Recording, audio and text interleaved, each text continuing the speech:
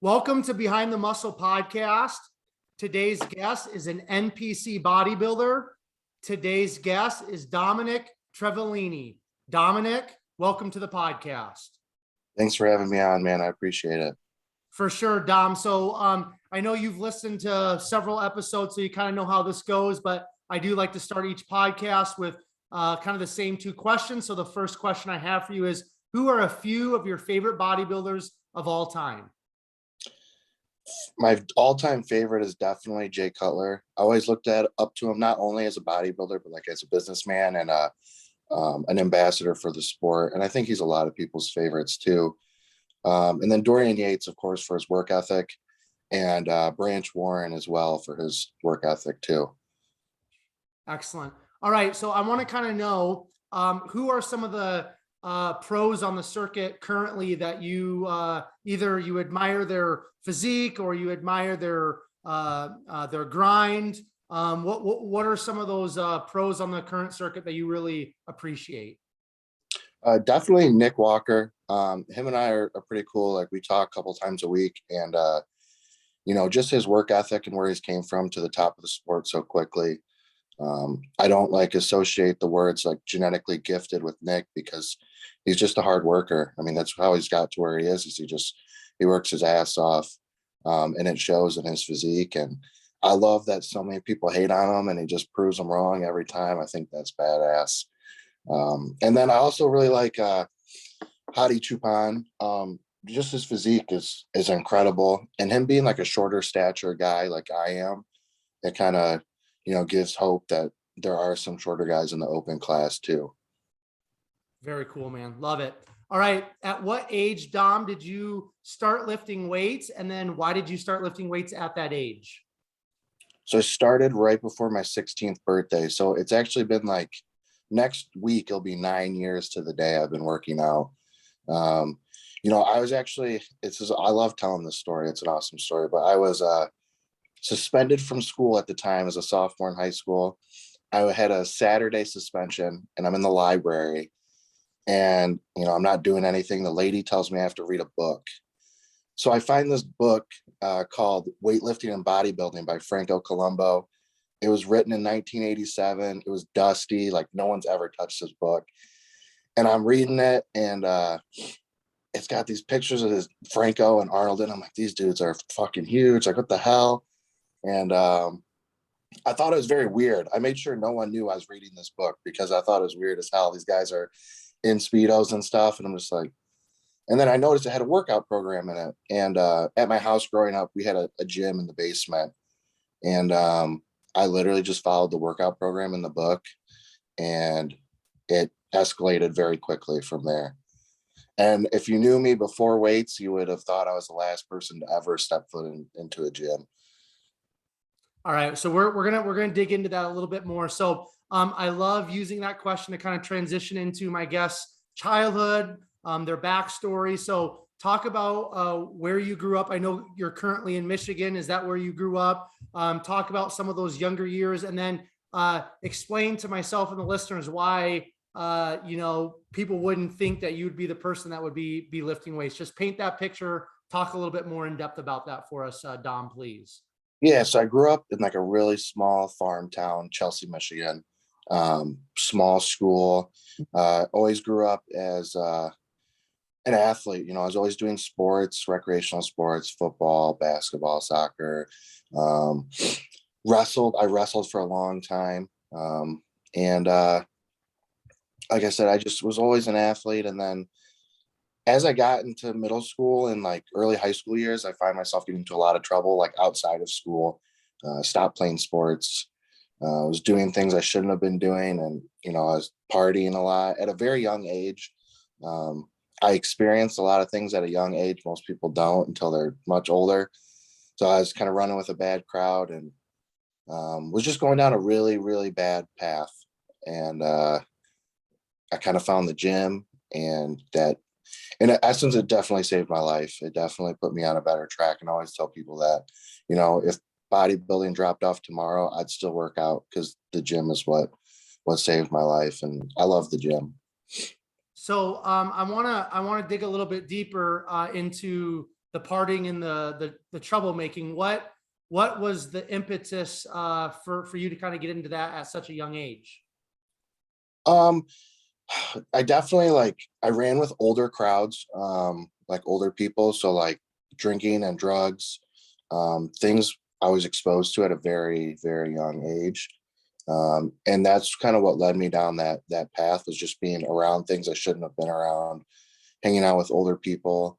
Um, as a kid, I didn't realize it at the time. I definitely dealt with a lot of depression and like anxiety, and I used like drugs and alcohol to kind of like cope with that. And that's, was a long time issue as a young teenager, a young adolescent, until I found the gym, and that really has steered me away from that. What was the depression and anxiety triggered by? Just kind of the way I grew up. Um, on the surface, it looks like I had a good childhood. I had a mom and dad.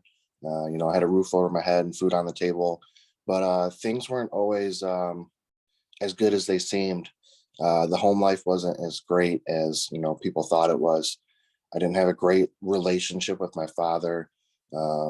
We just didn't cope. So, mesh well together. So in essence, I kind of grew up without a father figure, which was, he was there and supported financially, but he wasn't there as a father, if that makes sense. Um, and I think that really messed with me for a while. And that kind of led down to that path of hanging with the wrong people and using other methods to cope with how I felt. And I've dealt with that for a long time.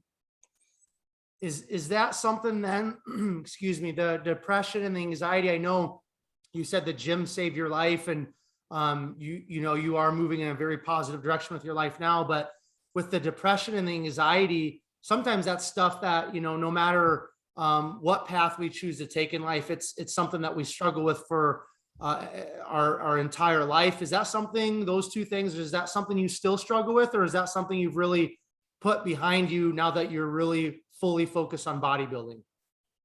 As I've gotten older, it's become easier to, I don't want to say deal with, but manage. Um, as earlier on, like bodybuilding helped initially, but there was still that feeling there of anxiousness, depression, not being happy. And the gym was really my outlet to make me happy, to not make me feel those things. Um, and like I said, as I got older, it became easier to manage, just because I've kind of learned ways around it, learned how to deal with things better. Um, but it was very bad for a long time. And like I said, the gym was an outlet. And as a young teenager, I used to work at the gym 7 days a week. And then I'd work out at the gym. Like I would spend my entire day there. If on days I wasn't working or working out, I would still go there and just bring my food and be in the gym, because I didn't want to be at home by myself, or, you know, things where my mind could wander. So I was always surrounded by that gym atmosphere. I love that in terms of what you just said, being at the gym. So 15 years old, right before you turned 16, you started lifting. You said in the gym in your basement. So let's talk about kind of that metamorphosis. How did it go from working out in your basement to then working at a gym, beginning to train at the gym? And let's just start unpacking kind of that experience and the beginning of that journey, Dom. Yeah, so I started working out in my basement. I had a barbell, a half rack, and those sand weights. That's all I had. And I have to say, I'm so grateful that I started working out that way. And I wasn't introduced to machines and stuff till years later. I learned the basics, I mastered the basics, and I started in my basement. And after like a month or two of lifting, people at my school were kind of like, what the hell is he doing? Like he's getting bigger. And my friends loved it. So my friends would come over after school and we lift in the basement together. And after we kind of, exhausted our resources of weights in the basement, we're kind of like, we should all like split a gym membership and get a gym, go to a gym. So this small town I grew up in had a gym called West Side. And it was the most historic, badass gym ever. It was a 2-story car garage, and the guy collected machines as a hobby. And I mean, like the chain driven Nautilus pullover, equipment by King, like stuff I didn't know at the time was so cool and valuable. That was my first ever gym. And I mean, you couldn't ask for anything more than that. So after school, me and my friends, we'd go to the gym, we would train, and I was getting bigger and stronger a lot faster than my friends, and not knowing what I was doing. Like, I just work out, I would go home and eat everything in the cupboard and whatever my mom made. And I was making huge progress. And then there's an older gentleman at the gym. This is probably about closer to 17 years old now. He's like, so you should do a bodybuilding show. He thought I was like 25 at the time. And I'm 16 still. And I'm like, I don't know, maybe I'll do it. And I started finding myself like on YouTube watching the Olympia call outs and training videos. And I remember like we had this mirror set up in the basement where the gym was. And I would play the Olympia call outs and I just practice posing in front of the gym, in front of the mirror. And I was like, maybe I kind of want to do this. And then I just turned 17 in January, and the Michigan Bodybuilding State Championship was like 5 months away. And I was like, fuck it, I'm gonna do it. And I had no idea what I was doing. I didn't have a coach. I didn't do any cardio for the show the entire time. I just like ate intuitively. I trained hard. I showed up and I won the men's class and the teenage class at 17. And the judges were like, dude, you could be really good at this. And I'm like, I don't know what the fuck I'm doing. I just like to work out. And then I got a job at a gym after that. And that was pretty cool. And then things like really took off. My second show was a national level show, the Teenage Nationals at 18. And I placed second. I really wanted to win, but I placed second. So after that, it like lit a fire to come back at 19 and win the overall. And I ended up doing that. I battled a lot of adversity, like outside of the gym during that time. Like I'd say the years like 18 to like 20 was a very hard time in my life. But, winning the Teen National Championship when I was 19 was huge. So first of all, I want to ask you about that first gym that you started training at. I mean, nowadays, unfortunately, most people start off training at a YMCA or at a wellness center or a fitness club. Quote unquote gyms are kind of a thing of the past. But what was it like for you, Dom, being able to be exposed to strength training and bodybuilding through a hardcore old school gym like that?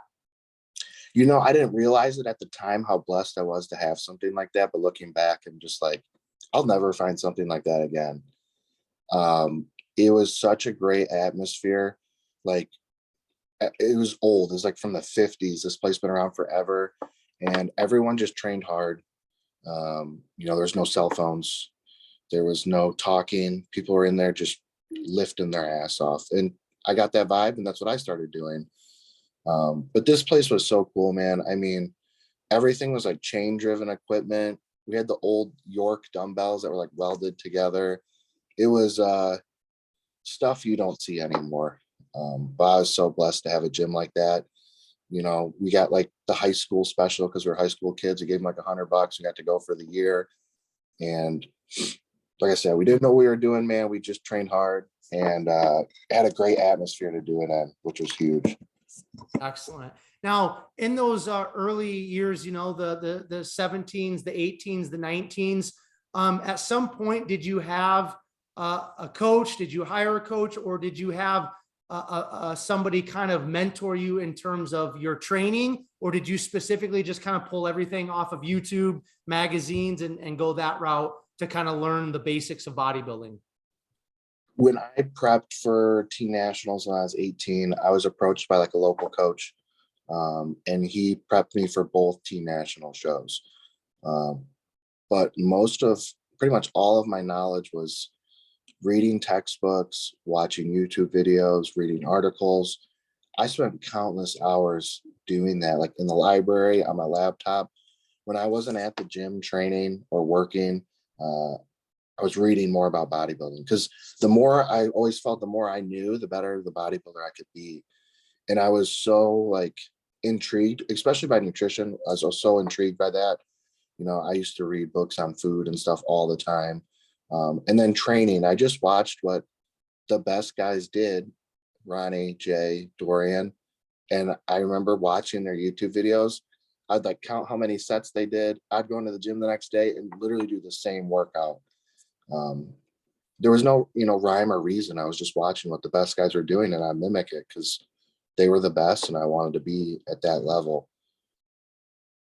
Excellent, man. Now, in terms of, some of the struggles you said, during your first two preps for teen nationals, like personally, you were going through a lot of stuff. Do you mind just maybe touching on some of that stuff? And I'm asking you because this is the stuff, kind of quote unquote behind the muscle that really, when people listen to your story, they're going to be like, man, like I've been through that, or I've struggled with something like that. So what were some of those difficulties during those times you were working through, Dom?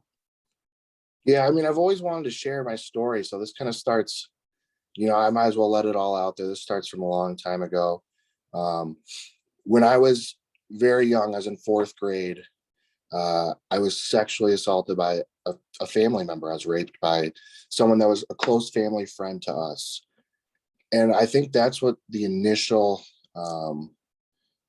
depression, anxiety started. And I didn't realize it because I'm a fourth grader. I didn't really know what happened to me. I knew it was wrong, and it fucked with me for a while. And I didn't tell anyone about it till I was 23 years old. And I kept that to myself for, 10, or I'm sorry, like 20 years. I mean, a long, long, long time. And that was like the initial thing that happened to me. Growing up, my father was an alcoholic as well. So like I said, not a good home life, what happened to me when I was in fourth grade. And then that all led into the drinking, the drugs, the partying to cope with the shit that was going on in my head. And then, that stuff bothered me for a while. I found the gym, and the gym helped me deal with that. There were certain instances where I'd fall back into bad habits. Just to give you an instance of how much the gym helped me when I was in school, before the gym, I was about to drop out of high school. I had like a 1.6 GPA. I was pretty much failing every class. When I started bodybuilding, I made the honor roll my senior year. I was excelling in school, excelling in the gym. I was a better person. So things were getting better. And then around 18, 19, I moved out of the house. I was going to go to college at Western Michigan University. At this point, I didn't have a good relationship with my mom or my dad. I wasn't talking to either of them. My second day of college, I found out my parents were getting divorced. And I was like, it's my second day of school. Like, what the fuck? 2 days later, the girl that I was dating in high school was pregnant and had an abortion. Didn't bother to tell me until after it happened. 2 weeks after that, a close friend of mine tried to kill themselves in front of me, and I witnessed all of this. And it was like one thing after another. It was so very traumatic. I dropped out of school. I'm like, how am I supposed to go to college right now with all this shit going on? I was also working 40 hours a week at a gym, trying to be a bodybuilder. And I kind of fell back into that really depressive state of probably from when I was 18 years old. It would have been like October through February. I was utilizing drugs, super depressed. I wouldn't wake up till like 1 PM, and then I go to bed at like 4 AM. I didn't care anymore. Had suicidal tendencies, like was in a really bad spot. And come about March of 2016, I started prep for teen nationals, and it's like I flipped a switch. I stopped doing all that, and I could focus on the prep. And that prep saved my life. I devoted every ounce of energy to 16 weeks to win teen nationals, because I told myself at 15, when I started lifting, or 16, that I'd be team national champ. I watched Cody Montgomery videos all the time. And I'm like, I can do what he did. I know I can do what he did. So I made a promise to myself at 16 that I'd win that show. And I did. I put everything into it. I showed up at Pittsburgh at 2016 at 19 years old, and I won the entire thing. It's been the best moment of my life. I love that, man. I appreciate you opening up, Dom, and sharing some of that stuff. I know, especially for us dudes, it's not always easy to open up, but there is definitely power in, sharing our stories and that vulnerability. So I want to talk about what is it, or what was it initially about bodybuilding that really drew you in and just like kind of hooked you to the point where it's like, man, at 15, 16, you're like, I want to win teen nationals. What is it, do you think, about bodybuilding that really, again, pulled you in, Dom? At first, it was just the gym, because I remember reading that book over and over again. I'm like, this is fucking weird. These dudes are in Speedos posing. I'm like, I don't want people to see me doing this. I just like to work out. And then the evolution of how quickly my body changed. I mean, I remember like every other month, I would bump up a shirt size. And I was like, this is so cool. I'm like, I'm up to a medium now and a large. And when I started, I was 115 pounds. For those of you guys that don't know, I was really tiny. And it was when I decided to do, like, right before I did my first show, that I was like, I want to win the state championship in Michigan, and I want to be the team overall national champion. And those were my goals. And I didn't really think much past that, to be honest. I wrote it down on a whiteboard I had in my room, and I looked at it every day, and I knew I was going to eventually make it happen.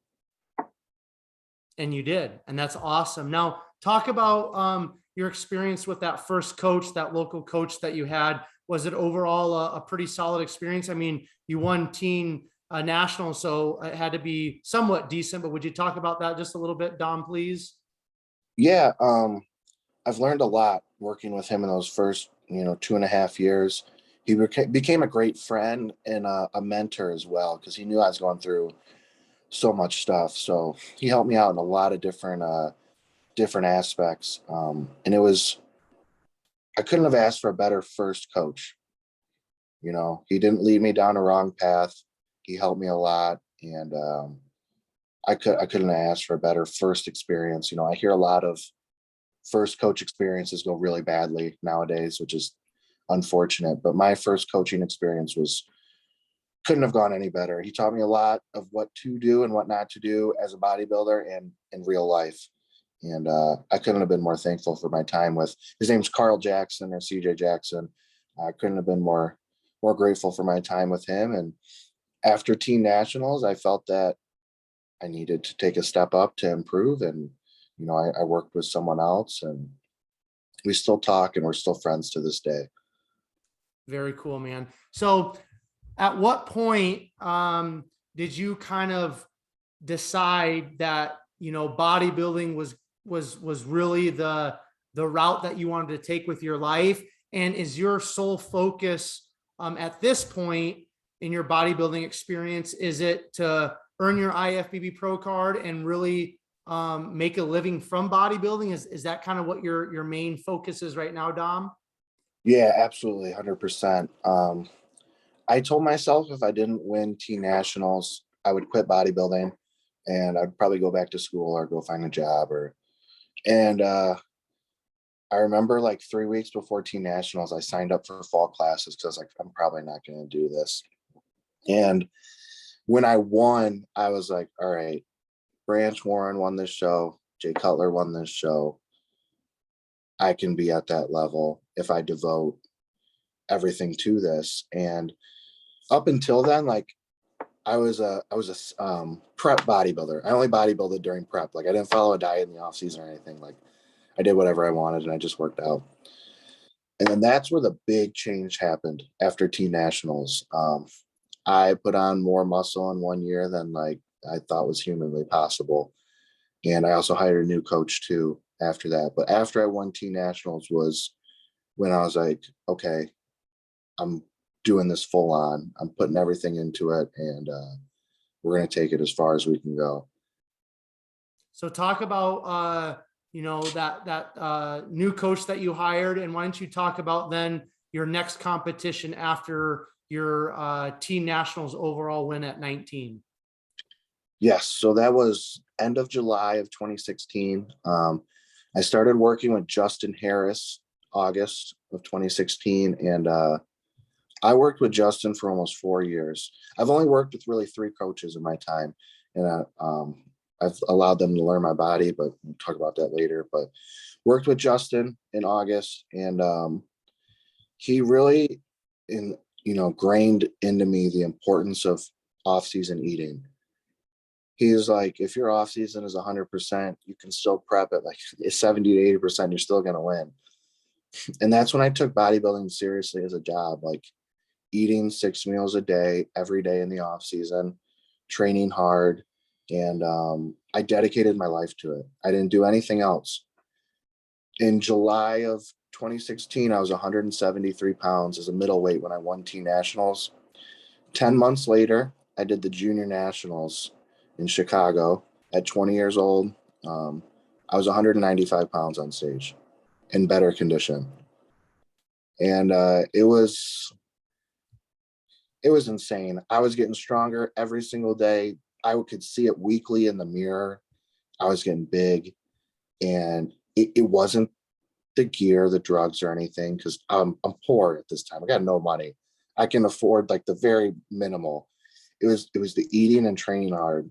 I got back to the basics. I was deadlifting, squatting, bench pressing, and I was eating a ton of food. And I did that every single day. I showed up in a 10-month time, which 4 months of that was prepping, 22 pounds heavier stage weight and better condition. And that's when things took off. I was 20 years old. I just got 4th place at an open men's national show. All these dudes are like 10 years older than me. I remember, I look back, it's funny. At the time, it wasn't funny. I was a week out from that show. I was so shredded, and everyone had me winning, and I looked really good. And we go to Chicago, we go to check-ins, and my class is with me weighing in. And I'm like, these guys are going to smoke me. I panicked, and my body looked like shit. 24 hours later, we took pictures, and my coach was like, he's like, you're getting worse. What's going on? I'm like, these guys are so big, man. They're going to destroy me up there. I'm going to get last place. Ended up being a great experience. I got 4th, and ended up doing the same show again next year. I was 21. I placed 2nd to Dietrich Lewis, who's now a top 10 Olympian in the 212 class. It's funny because he was double my age. I was 21, he's 42. And it was a good experience, at such a young age to be up there in the open men's nationals, top 4. It was an awesome experience.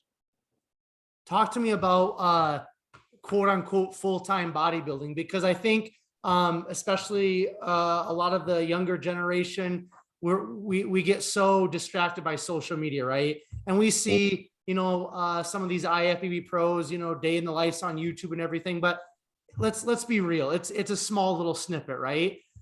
So for you at 20, 21, what did it look like to be full-time bodybuilding? I mean, you obviously had bills to pay. So were you still working at the gym? And just kind of walk us through, even up to this point, because that's the life you're still living. What does it look like to be, quote unquote, again, a full-time bodybuilder?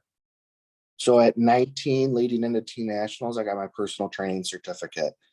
I also launched my own online training business at 19, at LLC, called Triveline Training and Performance. And that took off slowly. I was also a salesman at the gym doing membership sales, and I ended up being really good at that. So I have a big sales background. So I was training clients in the morning, selling memberships in the afternoon, and working out in the middle of the day or at night. I was literally at the gym 12 plus hours a day. Every day, I asked my boss if I could work every day because I enjoyed being there. I lived across the street from the gym. My apartment was 100 yards away. I walked to work every day. I mean, I had it made. I mean, I was at the gym every single day, working out.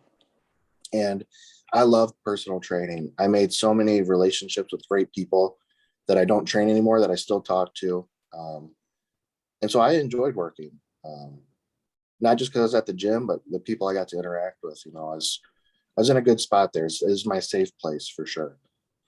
So currently then, are you just basically focused on the online training? Is that the main source of your income currently then, Dom? Yeah, I've kind of moved away from the in-person training just because that's kind of slowed as a trend. The online training has really picked up. So doing that, and then also during COVID, I got my real estate license to be a certified real estate agent, and in the state of Florida.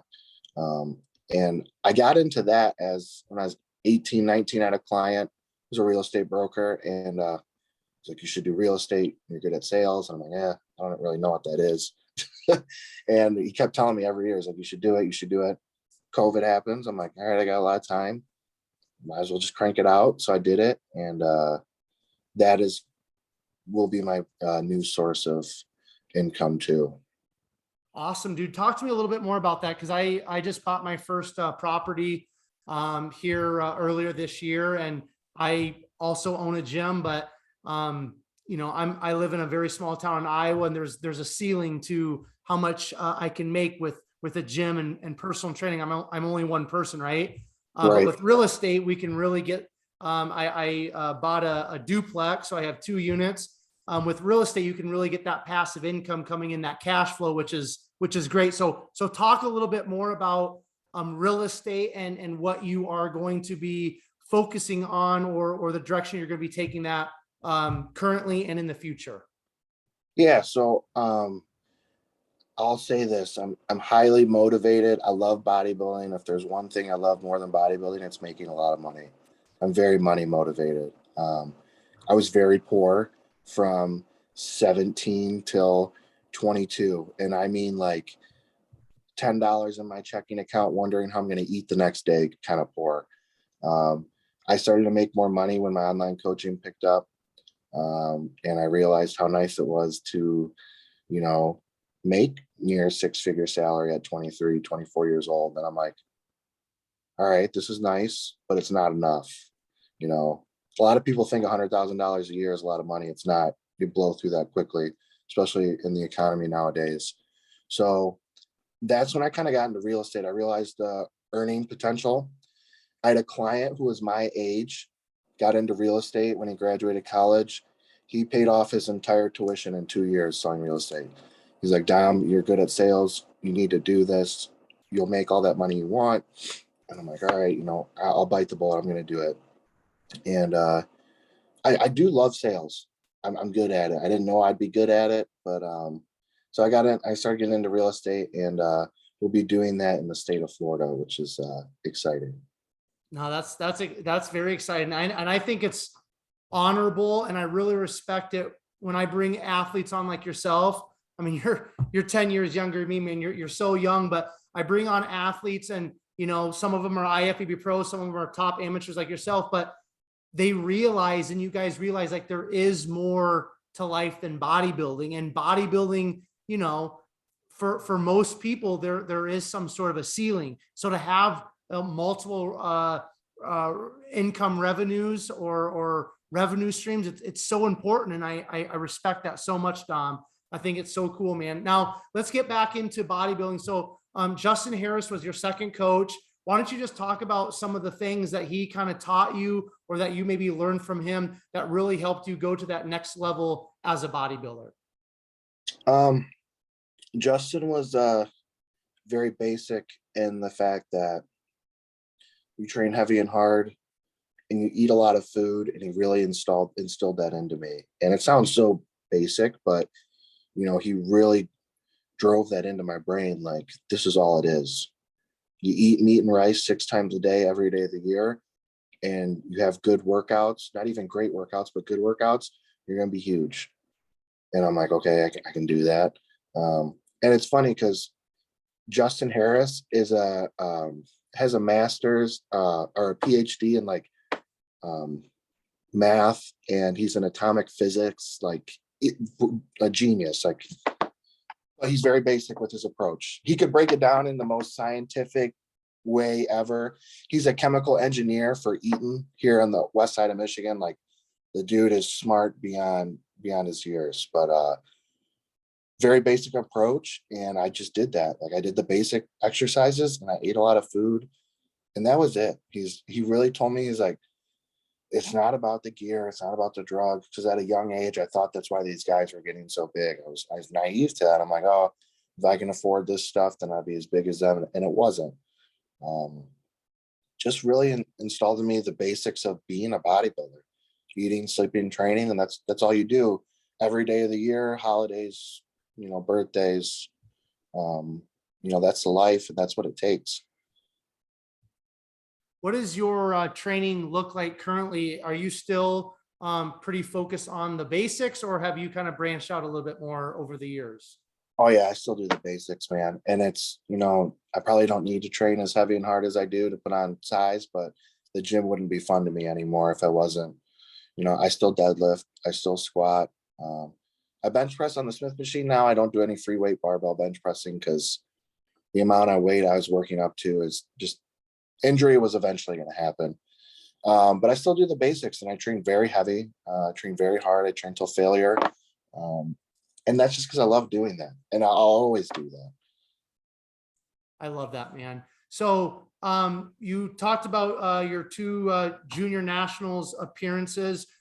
Just continue to unpack your competition history, because I know you competed at North Americans earlier this year. So from your last junior nationals that you talked about, just share some more of your competing, please. 22 years old the following year, 2019, I did the NPC Nationals, my first pro qualifier. I placed fourth, which was actually 2 years ago today exactly. I placed fourth. I thought I was going to get like last. They called my name up in first call out, and I was so happy. I'm like, dude, I don't care where I place. I'm in first call out right now. I'm 22 years old. Everyone else here is like almost 30 or older. And I'm hanging with them. So I was happy with that. Then it kind of led after that.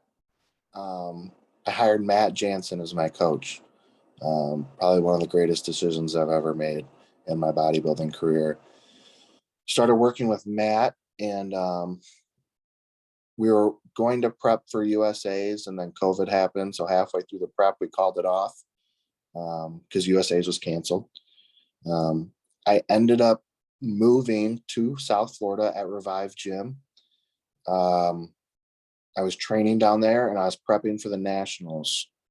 And I had a lot of shit going on outside of the gym, which derailed my prep, which is why I dropped out. And a lot of people didn't understand that. And I never really dove into that, which, we can do that today. Right before I started prep for the nationals, this girl that I was seeing for almost 2 years at the time ended things like the day before prep. And she was living in Michigan. I'm living in South Florida, and I'm like, was struggling with that. So I used prep as an outlet, which was, a good thing, but also a mistake, because prep shouldn't be used as an outlet. And 8 weeks out, I decided to move home to Michigan. If I have any regrets in life, it was leaving Florida. Absolutely 100%. Worst mistake I've ever made. I get home and I'm continuing to prep. I look the best I've ever looked in my entire life, and I am the front runner to win the heavyweights at nationals. Mentally, I'm a disaster. I'm living by myself in a studio apartment. I didn't have anyone. I'm training by myself. I was by myself every minute of the day, and it derailed me mentally. I was veering off my plan, like nutritionally. The training wasn't the greatest. I just wasn't in a good spot mentally. And I couldn't step on stage at nationals knowing I didn't give it 100%. Because if I would have got third place, knowing I only gave it 80%, it would kill me. And at 4 weeks out, I told Matt, I'm like, I'm not doing it. I'm done. I dropped out. He was not happy. Me and Matt didn't work together for like 6 months after that. It was just I wasn't in a good spot, and I felt very bad because Matt poured a lot into me working, and I quit, and I don't regret not doing nationals. I don't. I was in a bad spot mentally, and it would have got worse as I got closer to the show. So I dropped out of the show. I took a step back and started working with Matt again in April 20 of this year.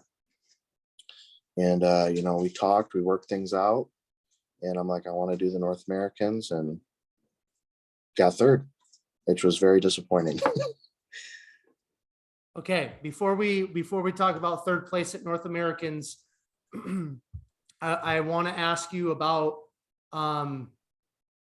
you know, that mindset that you were in terms of dropping out of prep in 2020, correct? Was it 2020 when you quit on prep?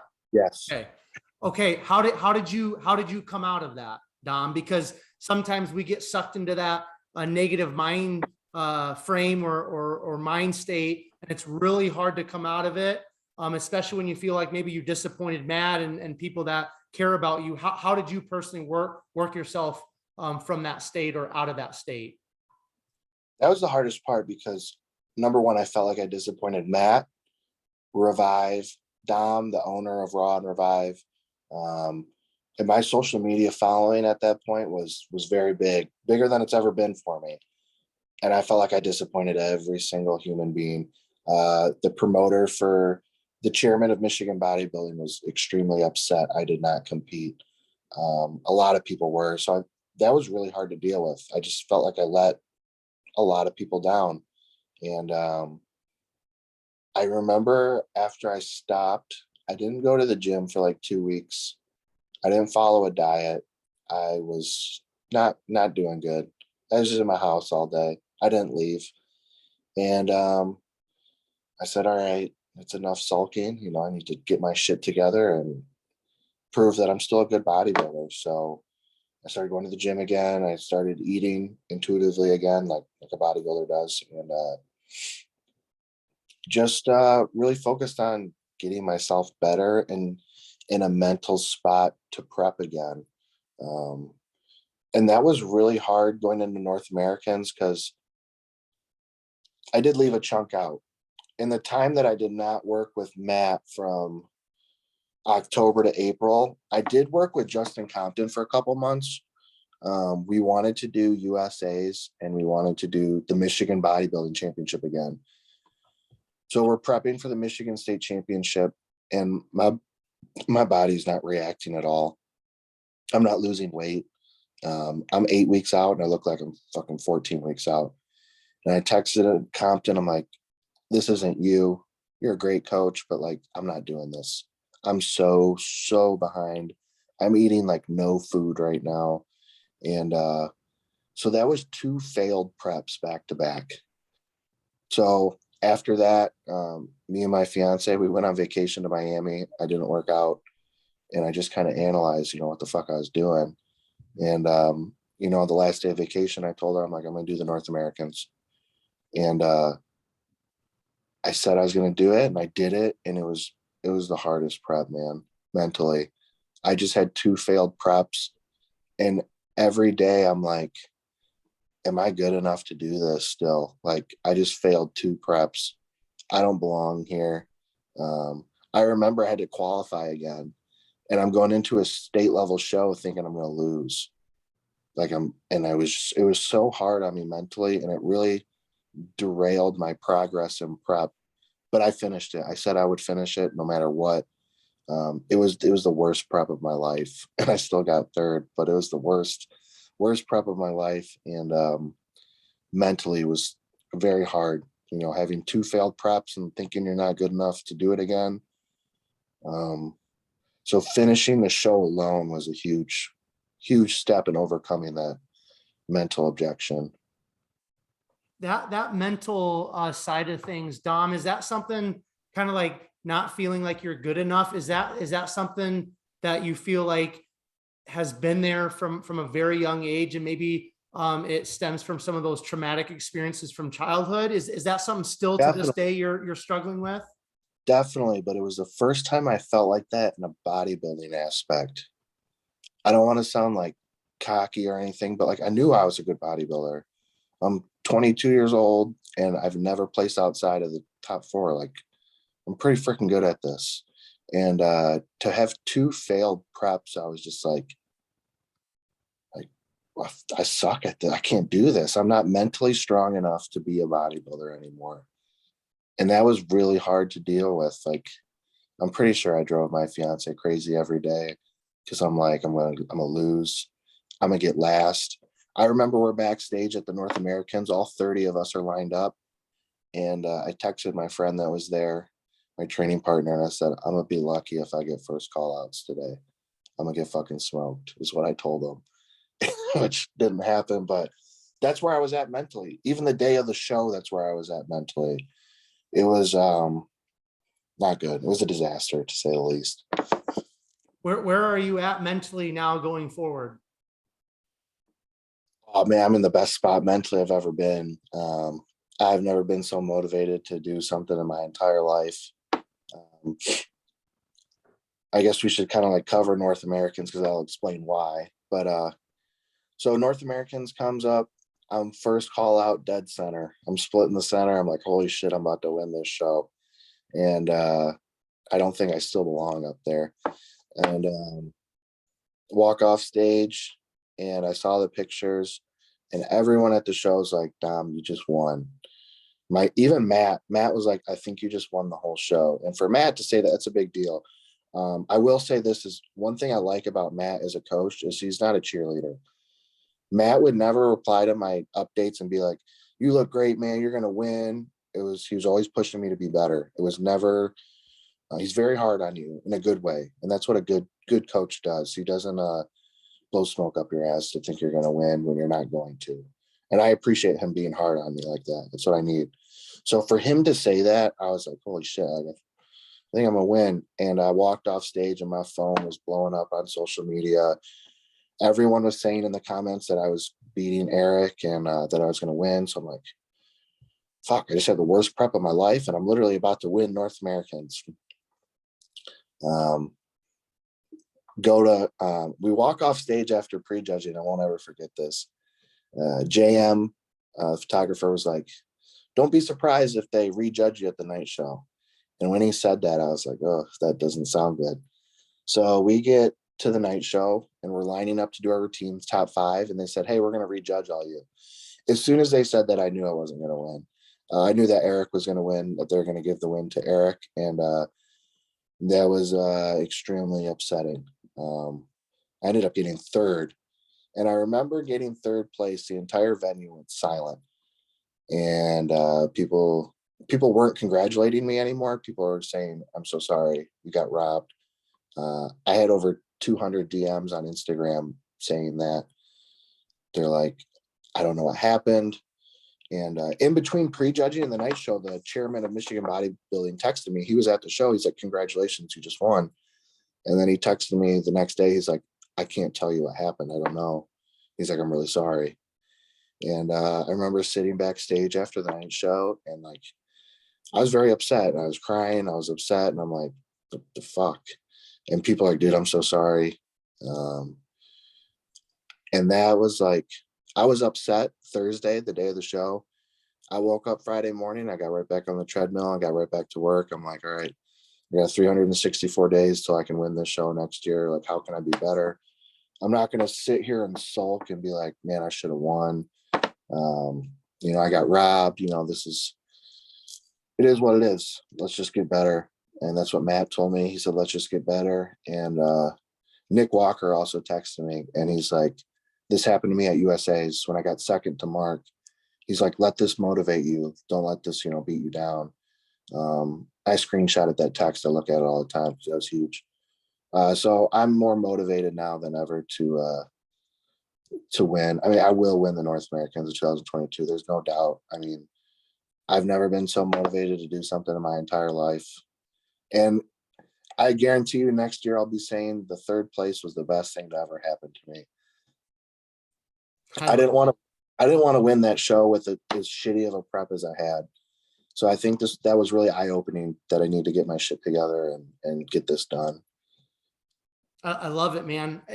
When you were talking about that, the first thing that popped in my head was Nick Walker, right? And then you see what he's done. So, what is, and I want to talk about Matt here in a minute, a little bit more in depth, and just being surrounded by the community that you have. But what is your, I know you're young. I know there's a lot of life to live, but bodybuilding wise, what is your mindset after you win North Americans in 2022 and earn your IFBB Pro Card? What do you want to do with that Pro Card?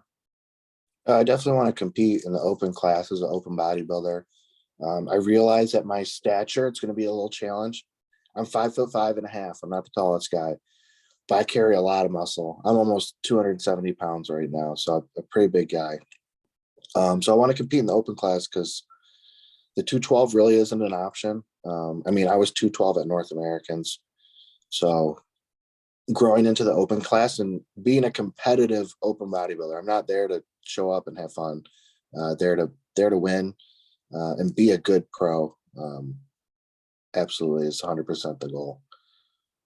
How soon after you turn pro do you want to be on the Olympia stage? I always so it was always a goal of mine to turn pro at like 23 or 24. So I'm a year behind. I'll be 25 when I do it. And I always looked at like the history of the older guys. Like, how long did it take Jay to get to the Olympia? How long did it take Ronnie? People don't realize, like, Ronnie won his first Olympia when he was 34 or 35. You don't hit your peak in bodybuilding until you're in your 30s, really. I would ideally like to be there within my first 3 years of being a pro. So no later than 28 years old. I believe Jay did his first Olympia at 27, 28. And Nick did his first Olympia at 27. So. Excellent. Now, you said earlier in regards to when you were a teen and, going for the teen nationals titles that you had written down on your whiteboard, like kind of like what you wanted to do, the goal that you wanted to accomplish. Is that a practice that you still have, or is most of your goal type stuff just collected in your mind? No, I write everything down. I think I have like 30 notebooks. I log everything. Every day of the week, I write down what I eat, what I train. I track my water intake, write my sleep down. I can tell you, today is day 67 of my plan since North Americans, and I haven't missed a meal, cardio, or workout. I've had 67 perfect days. So I literally track everything. I write everything down. I write my goals down, and I look at it every day as a reminder of what I'm trying to accomplish. I got my whiteboard right here. My whiteboard's right there. Yeah. My daily schedule is on there. What my training split is on there. I very much micromanage my life, but that's what it takes to be the best. You have to be obsessed. Absolutely obsessed. I think about it every day winning North Americans. 100%, man. Talk to me about, I want to go back to Matt. So first of all, I want to know, what did you say to him, or how did you kind of approach him when you wanted to reconnect with him to compete in North Americans after you kind of quit on him on that prep in 2020? And then just talk about what Matt means to you, and just being a part of Camp Jansen. What's that like for you, Dom? Well, I realized after trying to prep for another show with a different coach and my body wasn't responding, that like I need to go back to Matt, because Matt had my body in the best spot it's ever been. I didn't think I could be that good. I reached out to Matt, and I think I caught him off guard, and he's like a little hesitant at first, but I apologized for everything that happened and the way I left Florida and coming home and all that shit. And we decided, all right, we'll move past it. We'll work together. And, it's a different, at first, it was a very different athlete coach relationship. It was very much check in, respond. I'll hear from you next week. Which was difficult because I didn't think he cared, but he does. Cares about all of his athletes. He puts as much effort into the local guy as Nick at the Olympia, and people don't believe that, but he does. So it was different at first, that athlete coach relationship wasn't as strong, but as we prepped and after North Americans, things were really good. I finished the show, and I think that was a huge point for him, for me to just finish it. Excellent. So, social media, you kind of mentioned, all the DMs you had at North Americans and things like that. How do you utilize social media, Dom, in a positive manner and to your advantage, whether that's, for your personal brand or, monetarily? What's social media like for you? How do you utilize it? And do you kind of just focus on yourself when you're competing and in prep and bodybuilding, or do you kind of use it to look at some of your competition? What does that look like? Unfortunately nowadays, social media is a requirement to be a good bodybuilder, which I don't like, but it is what it is. I utilize it as a way to exposure for myself. I don't really post a lot about my online business. I don't have a ton of clients. I have a few, and the ones that I do have, I put a lot into, but I don't really advertise that a whole lot. I just usually advertise myself, advertise Revive and Raw Nutrition, but I love connecting with other competitors too. And I think it brings like a sense of hype going into these shows, which makes them a lot more interesting.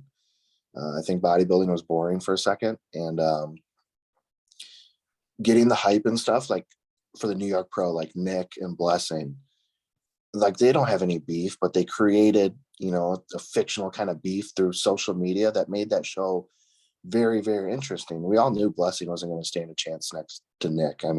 But they created hype, and that made that show interesting. And I guarantee you they benefited money wise from doing that, creating that kind of attention, because their popularity got even bigger. So I just use it as more exposure for myself. I don't have the biggest following right now. I hope it continues to grow, but I try to post what people like seeing. And a lot of the feedback I get is people love to watch what I eat for some reason, and my training, and just being, open and honest about my training and nutrition and just being myself. People love to see that. Absolutely, man. We're gonna wrap things up here very quickly.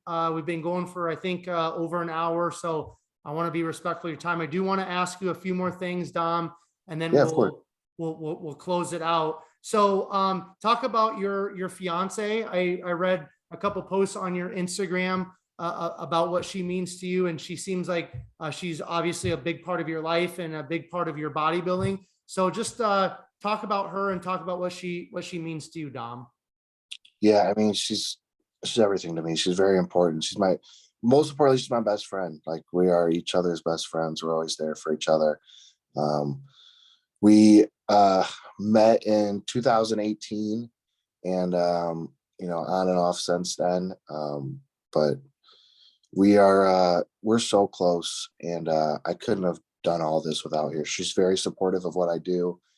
And even with, she had a very difficult job and was very having a very hard time, but she was still very supportive of me, and I couldn't have done it without her. Like I said, most importantly, we're each other's best friends. We enjoy every moment together. I couldn't imagine not spending a single day with her. So I'm very grateful to have her in my life. And I saw on Instagram you guys met at a gym. Why don't you share that story with us? Yeah, so I was living in Jackson, Michigan at the time, at my mom's house. So I just got back from Florida the first time. I've lived in Florida 2 times now, but I was like, there's a new gym in Sterling Heights, which is an hour and a half away from where I lived, and I'm like, I'm just gonna go check it out. So I go out there and check it out, and we had been talking for a little bit at that point, but she was up there, and I asked her to work out with me, and I was doing arms, the one thing she never trains, but she said yeah. So we trained arms together, and that was it took off from there. So had I not gone out there, I don't know if all this would have happened. Yeah. Did you just like see her in the gym and you just randomly walked up to her and asked her if she wanted to train with you? Pretty much. That's pretty much how. How did you know she was single, or you just didn't even care? I assumed. I assumed. Okay. I love that, man. I love it so much. So, kind of a fun question. Do you have any predictions for nationals this year? Who's going to win the overall there? There's a couple guys I've been watching. Matt's guy, Justin Shear, I think you pronounced his last name, looks phenomenal. I don't know if he's going to be a super or heavy. He looks good. And Carlos, that black guy, Carlos, crazy from the front, but when he turns around, he does lack the back. The back double by is not, that could be potentially dangerous to him, like placing wise. But if, otherwise he's very put together. The dude's got freakishly large legs, freakishly large arms, great proportions. I think, if he brings his conditioning in extremely well, that he'll win. I think he does need to push a little bit more at the conditioning. Justin's shape and size is very good. He's got size, but not like a mass monster, because he has great flow to his physique. And I'm sure you saw his back picture, the comparison. He sent that to me like a week ago. I'm like, dude, you need to post that. That's insane. And I think those two are both front runners. There's going to be a lot of good guys. Nationals is always a great show, but I think those are two guys that we really need to look at. And we've all known Carlos is good for a long time, man. He just needs to dial it in and get it done. For sure. Yeah. Justin's been on the podcast.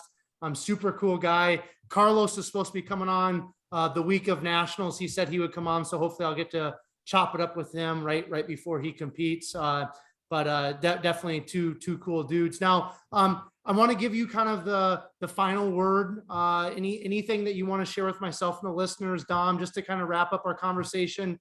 I want to give you that time right now. And then where can people find you? Where can people follow along?